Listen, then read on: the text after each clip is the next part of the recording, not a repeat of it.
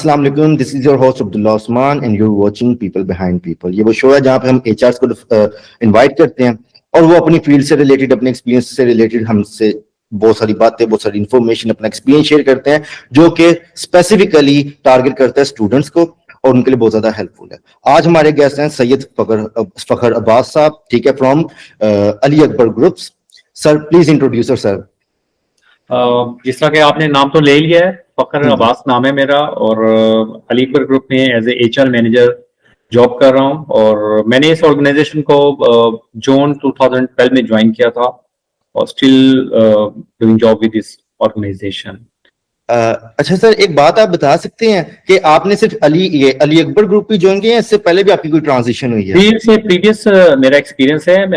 मैंने जो अपना करियर स्टार्ट किया था वो 2008 में किया था डेस्कॉन ऑक्सीकेम में एज ए एचआर असिस्टेंट। पहले इंटर्नशिप पे एज ए इंटर्नी ज्वाइन किया डेस्कॉन में, फिर आफ्टर दैट जॉब अपॉर्चुनिटी मुझे वहीं पे मिल गई तो मैंने as a assistant HR join कर लिया और 2 इयर्स वहां पे मैंने काम किया। फिर उसके बाद मैंने जॉब स्विच कर ली बर्जर पेंट में, पेंट इंडस्ट्री में चला गया। वहां पे कोई एक्सपीरियंस कोई इतना कोई खास अच्छा नहीं रहा, तो 6 मंथ मैं मैक्सिमम वहां पे स्पेंड कर सका।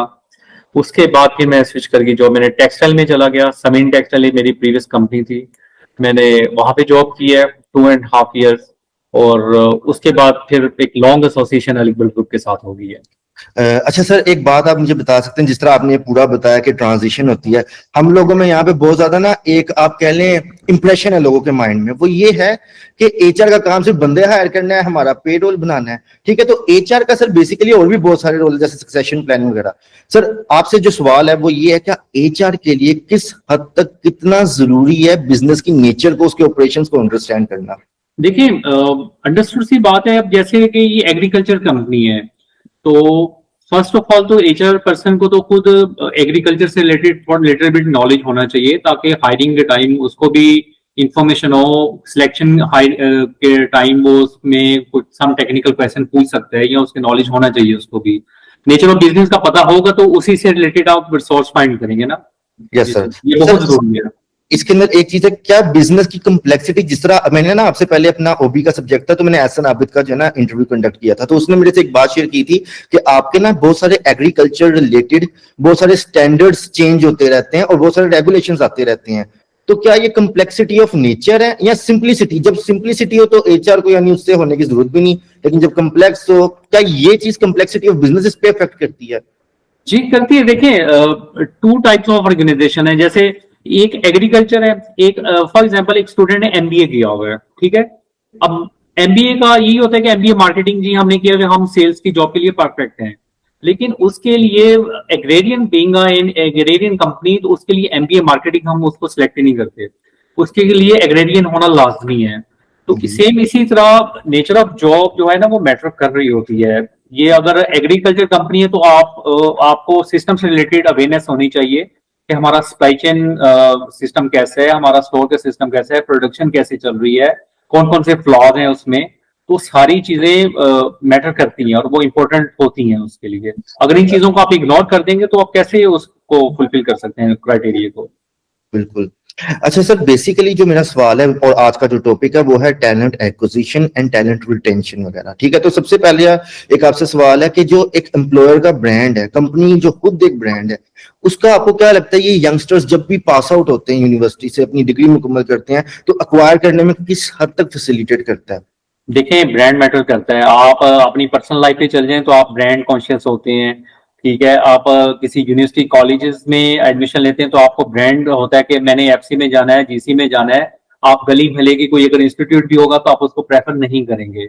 तो सेम इसी तरह आप अगर किसी काम कर रहे हैं किसी ऑर्गेनाइजेशन में तो आप उसमें भी आप इसकी बैकएंड पे आप इसका डेटा जरूर कलेक्ट करते हैं कि कंपनी की वर्क कैसी है, कंपनी की गुडविल कैसी है, नो हो है कि नहीं है। अब जिस तरह अली अकबर ग्रुप है, एग्रीकल्चर फील्ड में अगर बात करेंगे तो everybody knows about Ali Akbar group. आपको खुद से इंट्रोड्यूस करवाने की जरूरत नहीं होगी कि अली अकबर ग्रुप का बिजनेस क्या है। ठीक है, तो सी ब्रांड मैटर करता है और ये फोकस भी करते हैं, लोग अट्रैक्ट होते हैं इस मामले में। Yes sir. सर ये जो रिक्रूटमेंट साइकिल होता है आपका, Yes. ये दो चीजों में बहुत ज्यादा डिफरेंस है, दो कॉन्टेक्स्ट में बहुत ज्यादा डिफरेंस होता है। एक होता है कि आप बहुत ही कोई क्रिटिकल पोजीशन के लिए, बहुत ज्यादा जरूरी इंपॉर्टेंट पोजीशन के लिए हायर कर रहे हैं, और एक है बिल्कुल आप एंट्री लेवल के लिए हायर कर रहे हैं। सर इन दोनों में जब हायरिंग कर रहे थे तो आपकी स्ट्रेटेजी किस तरह वेरी करती है? देखिए, डिपेंड कर रहा होता है। अब जैसे फॉर एग्जांपल आपने ऑफिस बॉय या ग्राउंड लेवल पे कोई जॉब होती है, ऑफिस बॉय है, सिक्योरिटी गार्ड हैं, कोई प्रोडक्शन असिस्टेंट है, तो ये एक जूनियर लेवल जॉब है, ठीक है। तो इसके लिए आपको इतनी एक्सपर्टीज ना भी हो तो वो गुजारा हो जाता है। लेकिन जब आपने सीनियर लेवल पे हायरिंग करनी है, जैसे कोई रीजनल सेल्स मैनेजर हायर करना है, बिजनेस मैनेजर हायर करना है, तो उसमें आपने अप्स एंड डाउन सारे उसमें देखने होते हैं कि इसकी पास्ट प्रैक्टिसेस क्या रही हैं, टारगेट अचीव कितना किया है इसने, जो प्रीवियस कंपनी थी उसमें इसकी क्या वर्थ थी, ये सारी चीजें मैटर कर रही होती हैं। तो वो जाहिर बात उस हिसाब से फिर उसकी हायरिंग होती है। और वो सर अकेला भी नहीं होता, उसमें फिर ये होता है कि नेशनल सेल्स मैनेजर या जीएम सेल्स एंड मार्केटिंग उनकी भी इन्वॉल्वमेंट लाजमी होती है। एचआर अपना पर्सपेक्टिव देता है, सीईओ अपने अकॉर्डिंगली उनसे सीटिंग करते हैं। तो ये सारे जब कॉम्बिनेशन होता है डिस्कशन का, तो फिर जाके इन सीनियर्स लेवल पे हायरिंग होती है। बिल्कुल, आपने मेरे अगले सवाल का भी जवाब दे दिया। मैंने यही कहना था कि हाँ भी ये दोनों की जब हायरिंग हो रही होती है तो किस तरह इन्वॉल्वमेंट ऑफ स्पेसिफिक जो है डेजिग्नेशंस बीच में इंक्लूड हो जाती हैं, जिस तरह अब देखिए, सॉरी इंटरप्ट कर रहा हूँ। जी जी सम पोजीशंस होती हैं कि इंसान जो एचआर पर्सन है वो खुद भी हायर कर सकता है, और सम होती हैं कि वो ग्रुप पैनल पे होती हैं। जैसे एक प्रोडक्शन के एक सीनियर लेवल पे बंदा आ रहा है, कोई इलेक्ट्रिकल इंजीनियर आपने हायर करना है, केमिकल, तो उसमें लाजमी प्लांट मैनेजर की पार्टिसिपेशन लाजमी होगी। सेम इसी तरह सेल्स से रिलेटेड आपने सीनियर लेवल पे हायर करना है, तो उसमें सेल्स जो हेड हैं उनकी पार्टिसिपेशन लाजमी होगी। तो ये जी। चीजें तो चलती हैं साथ में। अच्छा सर, जो ये यंग टैलेंट होता है जो बिल्कुल अभी डिग्री मुकम्मल करके आता है, जब इनकी आप कर रहे होते हैं हायरिंग, तो रेज्यूमे, सीवी और सीजीपीए के अलावा कौन कौन से ट्रेट हैं जो आप देखते हैं? देखिए, इसमें आपका positivity number one, can do attitude, और आपके जेस्चर, और आप में एक इंटेंसिटी या कह लें कि एक विल पावर की किसी भी चीज में करने की वो कितनी है, वो चीजें मैटर कर रही होती हैं। आपका बिहेवियर मैटर कर रहा होता है। जाहिर बात है, इंसान जब फ्रेश होता है तो उसके पास एक्सपीरियंस तो नहीं होता, बिल्कुल। लेकिन जब वो उसकी डिस्कशन हो रही होती है, डिस्कशन में ही चीजें काउंट हो रही होती हैं कि उसका उठने बैठने का स्टाइल क्या है, वे ऑफ टॉकिंग क्या है, उसकी थिंकिंग माइंड क्या है, वो गुड चीजें ज्यादा थिंक कर रहा है या नेगेटिविटी पे ज्यादा फोकस कर रहा है। ये सारी चीजें काउंट हो रही होती हैं। अच्छा सर, ये एचआर की जो फील्ड है इसके डायनेमिक्स रिसेंटली बहुत ज्यादा बदल गए हैं। जिस तरह इंटरनेट की स्पीड तेज हुई, बहुत ज्यादा डायनेमिक्स बदल गए। अब तो पता नहीं आगे से कह रहे हैं कि पीपल एंड एनालिटिक्स के लिए एआई भी बहुत ज्यादा टेक ओवर कर जाएगा रिपीटेड टास्क में स्पेसिफिकली। सर आप मुझे ये बताएं, लिंक्डइन आ गया, फिर और भी बहुत सारी एप्लीकेशंस आ गई, ठीक है, आपका स्पेसिफिकली जो बेस्ट सोर्स है, मोस्ट इफेक्टिव सोर्स है, वो क्या है हायरिंग का? देखिए, अगर मैं अलीगढ़ ग्रुप की बात करूँ ना, तो यहाँ पे हम लोकली ज्यादा हायर हो रहे होते हैं, क्योंकि मार्केट एक है हर जगह पे। लाहौर की मार्केट ग्रैंड मार्केट एक है, मुल्तान की ग्रैंड मार्केट सेम ही है। तो डिफरेंट एरियाज में डिफरेंट कंपेटिटर्स के जब लोग काम कर रहे होते हैं, तो एक दूसरे से डेली बेसिस पे वो मिल रहे होते हैं। उनके पता चला होता है कि फलां कंपनी में जी अच्छा फलां टीएम है, वो जी इस एरिया में काम कर रहा है, सेल्स ऑफिसर फलां एरिया में जी फलां सेल्स ऑफिसर है, वो इस कंपनी के साथ एसोसिएट है। तो नेटवर्क तो ऑलरेडी लोकल लेवल पे एस्टेब्लिश हुआ हुआ होता है, और एक दूसरे का पता भी चला होता है कि एज अ, क्योंकि सेल्स ओरिएंटेड कंपनी, तो ज्यादा हमें फोकस भी हायरिंग जो है ना वो सेल्स की ही करनी पड़ रही होती है। तो उसमें लोकल लेवल पे आरएसएम जो होता है रिस्पेक्टिव एरिया का, उसके नॉलेज में ऑलरेडी होता है कि अगर मिस्टर ए या बी को आप हायर कर रहे हैं, तो इसका जो जिस कंपनी से हम इसको हायर कर रहे हैं, इसकी वहां पे क्या गुडविल क्या है, इसकी क्या स्टेटस क्या है, इसका अचीवर भी है या नॉन अचीवर है। तो ये कुछ मोस्टली हायरिंग तो हम यहाँ पे इस तरह हायरिंग हो जाती है लोकल लेवल पे। कुछ हायरिंग होती है जिसके लिए हम लिंक्डइन या पेपर में भी आप होता है, क्योंकि जो जो न्यूज़पेपर वाला था वो अब ऑब्सलीट मेथड हो गया। अब पेपर पे तो बहुत कम लोग गए हैं जो एड दे रहे हो। नॉर्मली सोशल मीडिया ही चल रहा है, जिसमें डिफरेंट प्लेटफॉर्म्स है, रोजी है, लिंक्डइन है, तो अपनी पर्सनल प्रोफाइल भी है फेसबुक पे, आप उस पे भी शेयर कर सकते हो। ठीक हो गया सर, यानी आपकी most of the hiring is referral based, yes. इस तरह का ना, कनेक्शन टू कनेक्शन। अच्छा सर, ये जब आप हायरिंग कर रहे हो तो आप स्पेसिफिकली आप ही हायर कर रहे होते हैं या आगे से आपके असिस्टेंट वगैरह भी इंटरव्यू वगैरह कंडक्ट कर लेते हैं? देखिए, इनिशियल लेवल पे ये होता है कि आरएसएम जो है वो खुद से इंटरव्यू कंडक्ट करते हैं। उसके बाद फिर सेल्स जो उनके जो लाइन बॉस हैं, इमीडिएट बॉस हैं, वो इंटरव्यू कंडक्ट करते हैं। फिर हेड ऑफिस में भी आते हैं, हम भी इंटरव्यू कंडक्ट करते हैं। और फाइनल क्योंकि अथॉरिटी एचआर के पास होती है, तो वो उनके जो इंटरव्यू वैल्यूएशन फॉर्म पे उनके फीडबैक और रिमार्क्स मेंशन होते हैं ऑलरेडी, तो उसे भी हम इवेल्युएट कर लेते हैं और टेलीफोनिकली भी उनसे कांटेक्ट कर लेते हैं। जारी बात है, एक पोजीशन अगर लाहौर से बाहर है, साउथ में है या सेंटर में है, तो उनके लिए फिजिकली आना मुश्किल होता है, टेलीफोनिकली भी इंटरव्यू हो जाता है। अच्छा सर, आप जब ये हायरिंग कर रहे होते हैं तो जाहिर सी बात है आपका हायरिंग मैनेजर भी दरमियान में इन्वॉल्व हो जाता है, अगर तो कोई सिचुएशन ऐसी हो। तो सर आप अपनी इंस्टीट्यूशन में, अपने कॉर्पोरेशन में किस तरह ये चीज अश्योर करते हैं कि आपकी हायरिंग वगैरह में कोई बाइसनेस नहीं है? देखें, हायरिंग क्राइटेरिया इस तरह होता है कि हम फर्स्ट ऑफ ऑल उसमें ये करते हैं कि बगैर नाम को देखे ना, हमें एक होता है कि जॉब एवेल्यूएशन फॉर्म होता है स्टार्टिंग में, कि एक हमें रिक्रूटमेंट रिक्वेस्ट फॉर्म होता है, उसमें जहां जिस डिपार्टमेंट में हमें हायरिंग करनी होती है वो हमें रिक्रूटमेंट रिक्वेस्ट फॉर्म पे पूरी डिटेल मेंशन करके देता है कि हमें सैलरी ये रिक्वायर है, इतनी एज चाहिए, इतना एक्सपीरियंस चाहिए, इतनी एजुकेशन चाहिए, ये जेडीज होंगी। तो एचआर पर्सन क्या करते हैं, एचआर उस फॉर्म के अकॉर्डिंगली फिर टैलेंट फाइंड करता है, रिक्रूटमेंट के लिए रिसोर्स फाइंड करता है, डिफरेंट सीरीज वगैरह, फिर उसमें सॉर्टिंग होती है। तो इस तरह करके कॉम्प्लिकेटेड एक प्रोसेस है। ये नहीं होगा कि बाई नेम आपका, मुझे जी सॉरी टू से आपका फॉर एग्जांपल नाम पसंद नहीं है तो मैं आपको हायर नहीं करूंगा, अब वो वाला टाइम नहीं है ना, इस तरह कोई बहुत अब मेरा ख्याल कहीं एग्जिस्ट कर रही हो ये चीज। अच्छा सर, ये जो आपकी जो है ना ऑर्गेनाइजेशन कल्चर वगैरह होता है, सबसे पहले तो ऑर्गेनाइजेशन की आपकी वेबसाइट पे वैल्यूज मिल जाती हैं। और मेरा ना रिसेंटली एक एचआर से हुआ था इंटरव्यू, तो वो कह रहे थे कि ऑर्गेनाइजेशनल जो वैल्यूज है ना, सबसे पहले तो एम्प्लॉय हमारे पास जब भी आए इंटरव्यू के लिए हमारी वैल्यूज वगैरह सारा कुछ पढ़ के आए, और फिर हम देखते हैं कि क्या वो वैल्यूज उसके अंदर है कि नहीं है। सर इसके अंदर एक और चीज है, मेरा एक और सब्जेक्ट था वो भी मैं रीड कर रहा था, तो ये जो ऑर्गेनाइजेशनल वैल्यूज है ना, इसकी केस स्टडियां हम पढ़ रहे थे, ठीक है। तो ये जो है ना अक्सर जो है ना सिर्फ सजावट के लिए उनकी वेबसाइट पे मौजूद होती हैं, ये हमने उस केस स्टडी में किया। सर आपका इस पे क्या टेक है? देखें, ये वैल्यूज बनाता कौन है? एम्प्लॉइज ही तो बनाते हैं, इंसान ही तो बनाता है। ये खुद ब खुद बाय डिफॉल्ट थोड़ी बनी हुई पेस्ट हो जाती हैं। मुझे अच्छी तरह याद है कि मेरी ज्वाइनिंग से पहले हमारे, अगर आप ऑफिस किसी दिन विजिट करें तो मैं आपको फिजिकली दिखाऊंगा भी, स्टिल अभी तक पिक्चर्स मेंशन है कि जब हमने ये वैल्यू विजन मिशन जो कंपनी का होता है जब ये बना रहे थे, तो हमने कैसे एम्प्लॉइज को एंगेज किया, उनसे सजेशन ली, फिर एट द एंड हमने कंक्लूजन में हमने कुछ पॉइंट्स हाईलाइट किए, उसी से हमने ये चीजें डेवलप की हैं।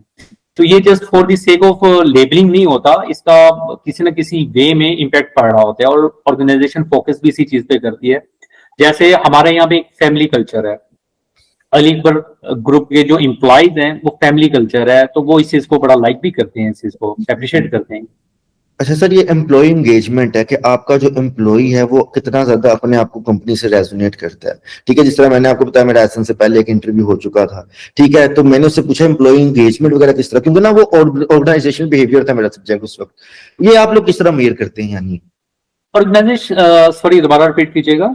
ऑर्गेनाइजेशन बिहेवियर में जब पढ़ रहा था ना, तो एम्प्लॉइज की एंगेजमेंट, कि एम्प्लॉय के देखे ना, एक एम्प्लॉय को बड़ा फखर होता है कि मेरी ऑर्गेनाइजेशन ये है। ये चीज आप अपने एम्प्लॉयज में ये बिहेवियर किस तरह मेजर करते हैं? Is there a proper statistic way, empirical way? देखिए, इम्प्लाइज जो होता है वो चीजें इस चीज तक देख रहा होता है कि जैसे फॉर एग्जांपल अगर कोई इम्प्लाइज अच्छी परफॉर्मेंस पे कर रहा है तो कंपनी उसको रिवार्ड कर रही होती है। इसके अलावा कंपनसेशन एंड बेनिफिट चल रहा होता है। अगर कोई इम्प्लाई छोड़ के चला जाता है तो कंपनी उसमें वैल्यूएट करती है क्या ये डिजर्व भी करते हैं इस पोजीशन के लिए, नहीं तो इंटर ट्रांसफर भी हो जाती है हमारे यहाँ पे। अगर कोई इम्प्लाई को मैनेजमेंट समझती है कि इनकी सैलरी बिलो दी स्लैब है तो उसकी सैलरी भी रेज हो जाती है। तो ट्रेनिंग एंड डेवलपमेंट है इम्प्लाइज की इंटरनली और आउटसाइड पे। फिर एनुअल सेल्स कॉन्फ्रेंस भी होती है हमारी, उस पर भी इम्प्लाइज को प्रोडक्ट वैल्यूएशन, प्रोडक्ट से रिलेटेड फीडबैक दिया जाता है, उनकी कोचिंग काउंसलिंग की जाती है। इसके अलावा हमारे इंटरनल ट्रेनिंग मैनेजर भी हैं जो with the passage of time different areas में टीम को मोटिवेट कर रहे होते हैं। अच्छा सर, जब मैं भी एक आदि कंपनी में काम करता था ना, ठीक है, तो मैंने वहां पे एक देखा था कि आपका जो प्रोबेशन से आपको बिल्कुल परमानेंट एम्प्लॉय की तरफ लाना, आपका इंक्रीमेंट लगाना, आपका प्रमोशन वगैरह है सारा कुछ। सर ये बेसिकली जो है ना, आपका जो हेड होता है ना, जिसके आप सबऑर्डिनेट होता है, आपका जो सुपीरियर होता है, वो एक एचआर को फॉर्म फिल करके हमेशा दे रहा था, जो आपका परफॉर्मेंस रिपोर्ट होता है, ठीक है। तो सर इसमें बहुत सारी मैंने देखी, अक्सर पॉलिटिक्स भी बहुत ज्यादा खेली जाती है। अक्सर जगह पे जो है ना, क्या कहते हैं, जो आपका सुपीरियर होता है वो इनसिक्योर हो जाता है कि आप उसकी जगह ना ले लें।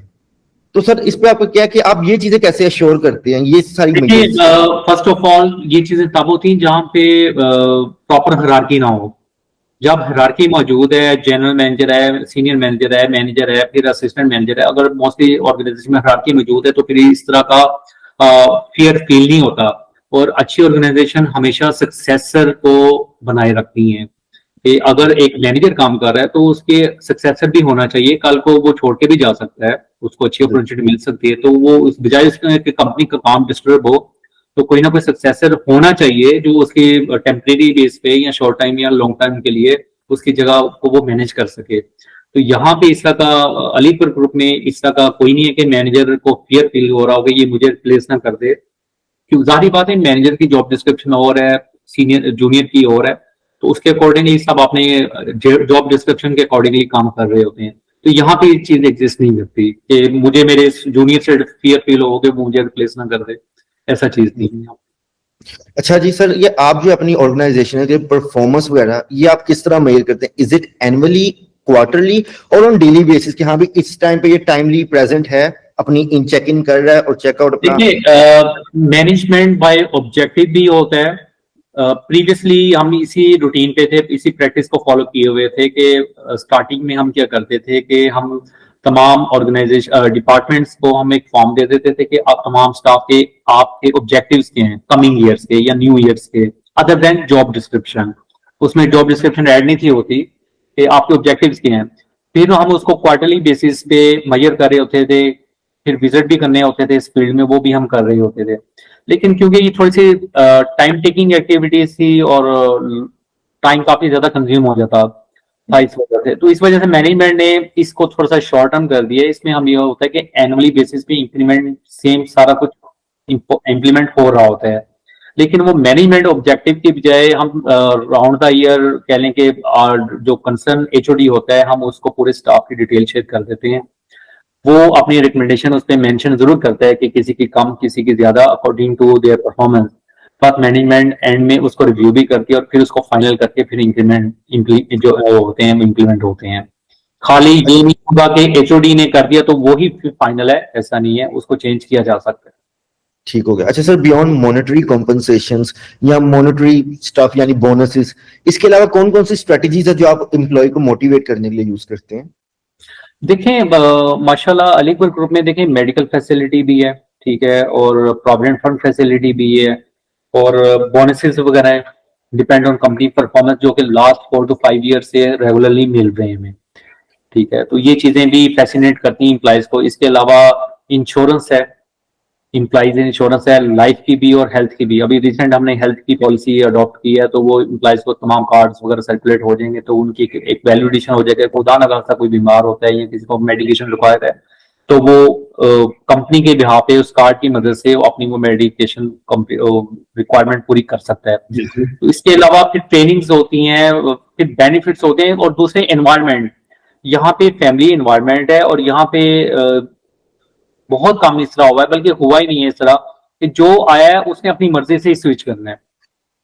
मैनेजमेंट आपको नहीं कहेगी कि आपको 2 साल हो गए हैं और हम आपका बर्डन अब नहीं उठा सकते तो आप जाएं। अपनी मर्जी से अगर मुझे कोई अच्छी अपॉर्चुनिटी मिली है तो अगले ने जाना है, अदरवाइज मैनेजमेंट की तरफ से कोई इसकी रिस्ट्रिक्शन या हर्डल नहीं है कि आप लोग आपको काफी ज्यादा देर हो गई तो अब आप मौका दें किसी और को और आप घर जाएं, ऐसा नहीं होता। तो ये भी एक चीज बड़ा होती है कि आज के दौर में, इवन के कोविड के दौर में जब डाउन साइजिंग बड़ी एक्सट्रीम लेवल पे हुई है, तो यहाँ पे किसी एक पर्सन को भी मैनेजमेंट ने नहीं कहा कि भाई आप घर जाएं, हम आपका बर्डन नहीं उठा सकते। तभी सैलरीज भी गई हैं, एक्सपेंसेस भी गई हैं।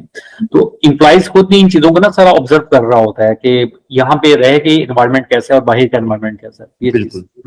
अच्छा सर, उसके अलावा ये देखें, कोई भी जब आपका एम्प्लॉय होता है, जब वो रिजाइन करता है, तो एक पूरा ना प्रोसीजर होता है जिसके थ्रू रीजंस को जाना जाता है कि हाँ भी क्या रीजन है आपके रिजाइन करने का, ठीक है। तो मोस्ट ऑफ द एम्प्लॉय जो है पाकिस्तान में ये ओवरऑल पाकिस्तान या कॉर्पोरेट वर्ल्ड के और खासतौर पे यंगस्टर्स पे जो पाया जाता है वो ये कि उनका सब सुपीरियर जो है वो बिल्कुल यानी ऑर्गेनाइजेशनल कल्चर अच्छा नहीं है या वो अच्छा ट्रीट नहीं करता। देखिए, आप उसमें ना ओवरऑल जो हमने देखा है करियर ग्रोथ है या सैलरी स्ट्रक्चर है।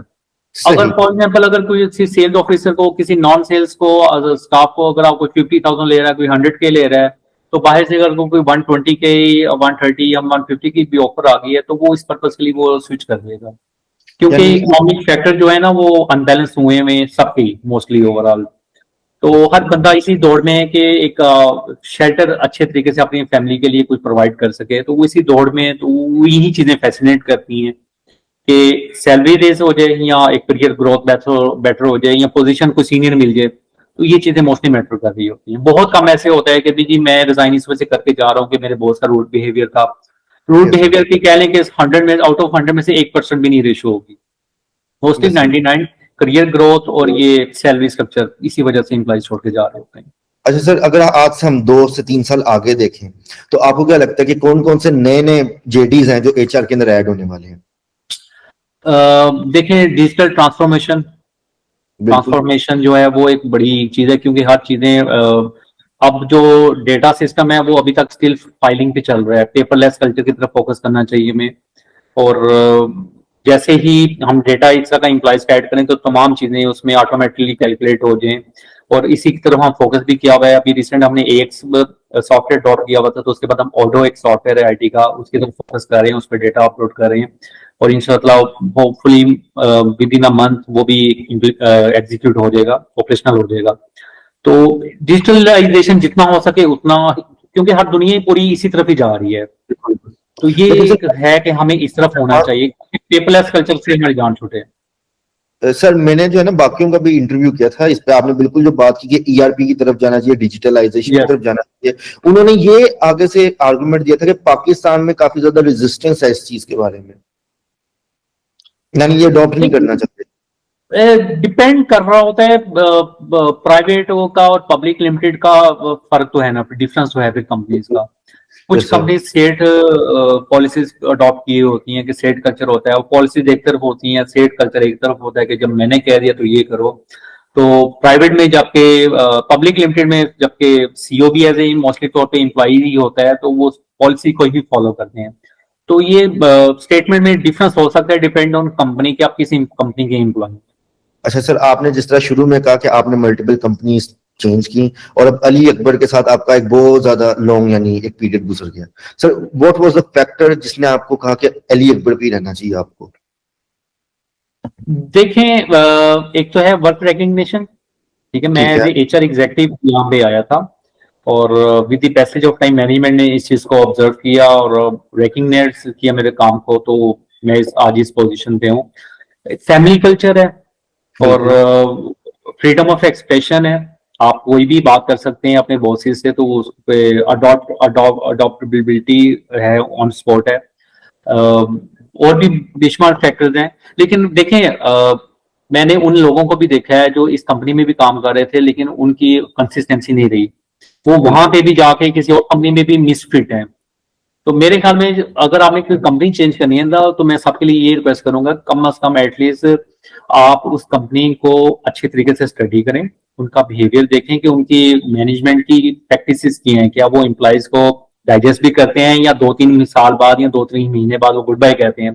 तो हम नॉर्मली करते क्या है कि हम सैलरीज की तरफ फोकस करते हैं, कंपनीज को नहीं देखते हैं कि बिल्कुल। कंपनी कैसी है, वो क्या हमें वो आगे कंटिन्यू कर पाएंगी या नहीं कर पाएंगी। तो बहुत सारे एम्प्लॉइज ऐसे भी हैं कि यहाँ से छोड़ के गए, आगे 6 मंथ बाद फिर वो जॉबलेस हैं। सही। अच्छा सर, उसके अलावा तो आखिरी ये आप आप कोई ओपिनियन देना चाहें स्टूडेंट्स को, क्योंकि अब जो जेंजी है ना वो काफी ज्यादा लेजी वगैरह भी है और बहुत सारी स्किल्स भी नहीं देखिए आती। मैं सजेशन और एक एडवाइस या ओपिनियन ये दूंगा कि अब जो भी स्टूडेंट आ रहे हैं ना, वो चाहते हैं कि डे फर्स्ट से वो एक मैनेजरियल पोस्ट पे चला जाए, बिल्कुल। जी। ठीक है, जो जबकि वो जूनियर लेवल पे वो काम करना पसंद ही नहीं कर रहा। बिल्कुल। तो उसको ये चाहिए कि देखिए स्टेप बाय स्टेप चलोगे तो हर सिस्टम पे ग्रिप आएगी। अगर बीच में से चीजें आप बाईपास करके तीसरी या चौथे स्टेयर पे आप जंप मार के पहुंच जाओगे, तो जो आपने मिस किया होगा उसकी आपको अंडरस्टैंडिंग नहीं हो सकती। बिल्कुल। तो जब आप जीरो से स्टार्ट करके आप आ जाओगे तो आपको सिस्टम ग्रिप भी होगी, आपका नॉलेज वर्क भी होगा, और चीजें भी आप स्ट्रीमलाइन कर सकोगे। तो बस ये कि कैन डू एटीट्यूड रखें, बिल्कुल। कैन डू एटीट्यूड भी होना चाहिए इंसान का कि मैं कर सकता हूँ, ठीक जी। है। और दूसरा, जॉब जो भी मिले उसको एक्सेप्ट करें आप, चैलेंजेस को, सही है। एनवायरनमेंट जैसा भी है। देखिए एक बुरे एनवायरनमेंट फेस करने के बाद आपको अच्छे की वर्क का पता चलेगा। सही। अगर आप स्टार्टिंग से ही आपको एक सेपरेट ऑफिस मिल जाए, लैपटॉप मिल जाए, गाड़ी मिल जाए, तो आपको बुरे एनवायरनमेंट का कैसे पता चलेगा? बिल्कुल। ये चीजें हैं कि इनको फोकस होना चाहिए, स्टूडेंट को चाहिए। Sir thank you so much, आपने अपना टाइम निकाला हमारे लिए, एंड आपकी थैंक जो यू आखिरी अब्दुल्ला, वाली शुक्रिया बहुत बहुत। स्टेप बाय स्टेप हमें जाना चाहिए, द बेस्ट ओपिनियन, ये सबसे बेस्ट ओपिनियन थी आपकी, ठीक है, and thank you so much, इंशाल्लाह बहुत ज्यादा फायदा होगा हमें भी और बाकी भी जो बिल्कुल, देखेंगे। थैंक यू सर आपके टाइम के लिए, थैंक यू सो मच। बहुत शुक्रिया भाई, थैंक यू सो मच।